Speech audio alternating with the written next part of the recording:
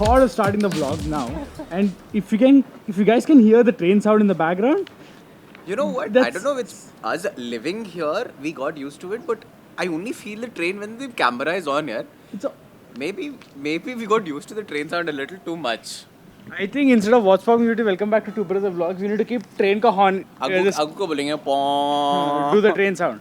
Yes. And in Rohit's hand, we have the service bill of the Ducati Multistrada. Okay, you see me smiling?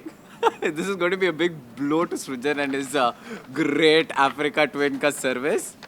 Okay, it's going to be a shocker for him as well. Yeah, it's a shocker for me. I know the price. Okay, before anything, come inside the best garage you can see in quite some time, I guess. Quite easily. What we have here, we have two Triumph, we have this, Thruxton, the Scrambler. We have three Ducatis in here. The Panigale V4, Panigale V2, the Multistrada, and we have one Activa. Oops, I meant Africa Twin. I'll kill you one more time if you say active. I'll throw your freaking bike down, it will not even recover, and you need to pay like what, 7-8 lakhs to get it proper fixed. Well, talking about getting it fixed, there was an issue with regards to the suspension on this for quite some time. The part had arrived. That was replaced under warranty. I have an extended warranty on this. Again, mind you, if you're buying a Ducati, buy the extended warranty. It is a mandatory because it's very expensive, the parts. Okay, the service cost. The annual service was also due. I got it done. Costed me 12,805 rupees and 10 paise. So, compared to Honda, which costed Srujan about 10,000 rupees. 10,000, 16 rupees to be very exact. This is 13,000. 13,000 I can consider. I would find that fine for a Ducati. It is... It was actually a shocker for both of us. Yeah, I was expecting it to be close to 18, 19,000. But 13,000 I don't mind paying for a Ducati. And in the near future, I really want to ask Kishore how much it will cost him for getting his 1250 GS service. So by that we can compare. And also I'm asking you guys, people who own KTM, the 390 series, I think it's 2 times a year or 3 times a year. Let us know more detailed information. How much do you pay for your bike for each service per year?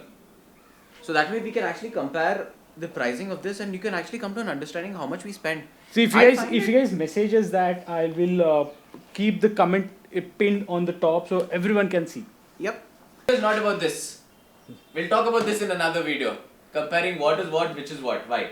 But this video, before we go to what it is, check out Dress Up Homie, guys. It is one amazing place. We are getting new merch for you as well. So we are under the production phase for that. Till that time on, we are going to tell you about that car in this video. That is what you guys are here for. And talking about only the bad bits about the XUV700 in this video. So as this video is only about the negatives of this car, there are a few negatives obviously. We had to nitpick most of them except one. There's one glaring problem with this car which will be the first thing I'm going to tell you, which is the waiting period. You have to wait forever. It's like literally... I think it's the problem with the semiconductors and all. But still, yeah, nobody waits for 2 years for a car. 100%. That is stupid. And I have one more doubt. If you book right now and we get a car after like let's say 1 year, and in between there's a small upgrade, what happens to the Obviously, booking? they'll have to pay more for the... And that's sad, right? That's sad. Extremely sad. Yeah. So that's stupid. That's ridiculous waiting for 2 years, whatever. 80 weeks plus is the waiting period apparently now. But yeah, that is the worst feature of this car. It is so good in most of the things it does that people are flocking in to buy these machines. You're getting 2 good massive screens here, but the thing is, you're missing out on Apple CarPlay. Apple CarPlay, the company has said that in the near future you will definitely get Apple CarPlay, but no idea when. We recently got Android Auto, but Apple CarPlay is still a big wait. And also, speaking of the car, we have the fuel consumption here. That's because we are on idle and we kept the AC turned on. It is showing 5.3, but in general we are getting a mileage of 7 in the city. Regular highways you're getting close to 10, so that is little low. Mind you, this is the petrol variant of the Mahindra XUV700. So these are the 2 bad bits which I want to point out. And the third one, the AC. Whenever we are right now we are not in auto mode, but the AC automatically shuts off after some time, after some usage, it goes only in fan mode, and it again starts again in auto mode. By that time you will be starting sweating so much, because hum log we just went past to summer, and that fan was not sufficient for me. I was sweating. And speaking of AC and fan, there are no ventilated seats in this car. That is really big down for me, which are way low down the price bracket of this car, are getting ventilated seats, which this car is missing out on. I've recently encountered was actually when I was filling up air in the Africa Twin. There are no DIN sockets here in the front. There is one right at the back of the car, but generally you have a cigarette lighter which you can actually use to use it for your air and all these or charge your laptops and all. But there's none in the front, none in the middle. There's one in the third row, which very odd. Row of the XUV700. Yes, there is plenty of legroom. I literally, people say that I sleep and drive. This is set to my driving position, and there's plenty of knee room, plenty of headroom. There's no problem with that. Seats are comfortable. But my small gripe for this is it is not on rails. The middle row doesn't move aage piche. The Safari has it. Safari has it. This doesn't. So if somebody who's extremely tall, 6'4", 6'5" height, somebody sitting behind me that tall, will have a problem with the knees. Small nitpick, but it is there. It is a feature which is there in the competition, not in this car. How many of you guys actually sat in the XUV500? That car had lot of lights inside the cabin.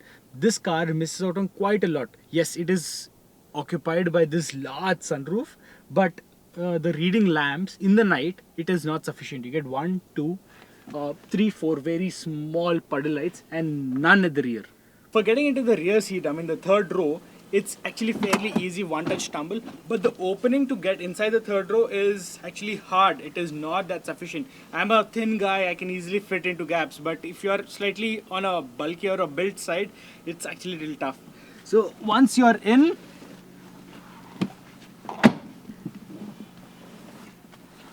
the space here is cramped. As you can see, there's a difference here. You can recline the seats. As Rohit told, you cannot push them forward or backwards. You can recline the seats. This seat is on the maximum reclination position, and this is upright straight, and still no place at all. Even the headroom is limited, but you can sit if you're going for a small city ride or something, but not on the highways for long stints. The new Mahindra logo, for me, it looks like a butterfly, or the Maruti 800 logo. For Rohit, it looks like a dead moth. While we are riding, there are a lot of moths on our bike, so it resembles that for Rohit. Absolutely, the moth which is dead on your windshield looks exactly like that logo. This is huge. That is like a good 3 inches high, which goes above the window line. And it doesn't look as bad from the inside, but once you see it from the outside, you can't just omit it. It is an ugly feature. Looks like an afterthought. क्या हो जाता था when if they could incorporate the camera somewhere down below or put a camera in the logo itself? That does look like an afterthought. Even the logo here, yeah, the entire piece looks good, but this thing, It looks like as if it's stuck on, right? Yeah. And I'm pretty sure over time you'll have mud and all getting Accumulated stuck there. inside that. and the button to open the trunk is somewhere hidden. Piche. Coming to Piche, you can also recline these two seats. I mean, according to your liking, but there is absolutely no room whatsoever to keep any luggage as such. Entire lights in this car are LEDs. Why do we have a brake light and an indicator which are old-fashioned bulbs? The rest of it looks nice. It's LED. Only those two bulbs. I don't know why did they do that, but it looks a little out of place for me. That's one. We got two here, third on that rear view mirror as well. And fourth is here. The resolution of all the cameras is pretty good, but you just press 3D, it is extremely laggy. It takes forever and ever and ever to load and move. It's actually an app which monitors the entire car. You can know the range, you can control a lot of things through this, but this app is actually extremely buggy. Yeah, let me try to start the car. Yeah, it's still opening, so it's that buggy. So I think Mahindra have to refine this as well. This is the first time they came up with an app for a car. Yep. Like we said, there are many wow factors about this car. I just want to leave a small comment down below saying that the rear spare tire is here. How do you think we can access it? Leave your thoughts down in the comment section and we will definitely address that in the next video. Until the next video, guys, peace out. See you. Bye.